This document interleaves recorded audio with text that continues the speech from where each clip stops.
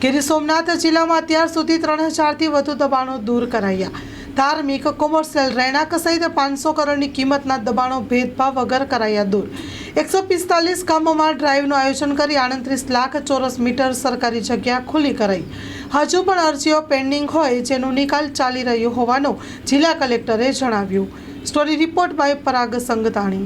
સોમનાથ મંદિરની બાજુમાં આવેલ સર્વે નંબર 1851 અને 52 જેનો કુલ ક્ષેત્રફળ 102 એકર જેવું થવા થાય છે અને એની કિંમત 320 કરોડ જેવી થવા થાય છે, તેમાં મોટા પ્રમાણમાં અતિક્રમણ થઈ ગયું હતું। આ અતિક્રમણમાં કોમર્શિયલ દબાણો હતા, રેસિડેન્શિયલ હતા, ધાર્મિક દબાણો પણ હતા।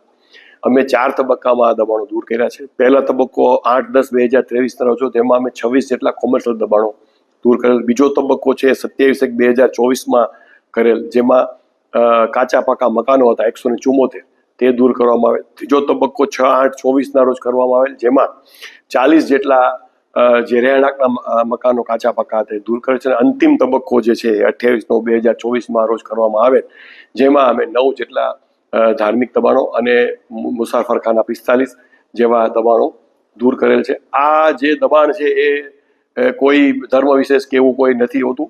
આમાં તમામ સમુદાયના લોકોનું આમાં દબાણ હતું અને કોઈ પણ જાતનો ભેદભાવ રાખ્યા વગર સરકારી જમીન છે એ આ ખુલ્લી કરાવવામાં આવેલ છે। આમ જે લોકો છે એ જે દબાણથી ત્રસ્ત થઈને જે રજૂઆત કરે છે એના આધારે અમે કુલ 145 ગામોમાં દબાણની ડ્રાઈવ રાખી અને 38 લાખ ચોરસ મીટર જેટલી જગ્યા ખુલ્લી કરાવી છે, જેની બજાર કિંમત 551 કરોડ જેટલી થવા થાય છે અને 3095 દબાણો છે એ અમે દૂર કરાવેલા છે।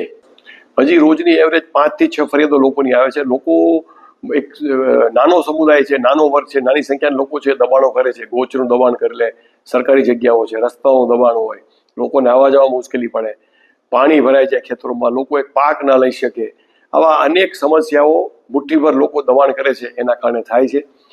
જે પણ હજી અમારી પાસે 140 જેટલા ગામોની અરજીઓ હજી અમારી પાસે પેન્ડિંગ છે ને રોજની 3-4 મેં કીધું એમ અરજીઓ આવે જ છે।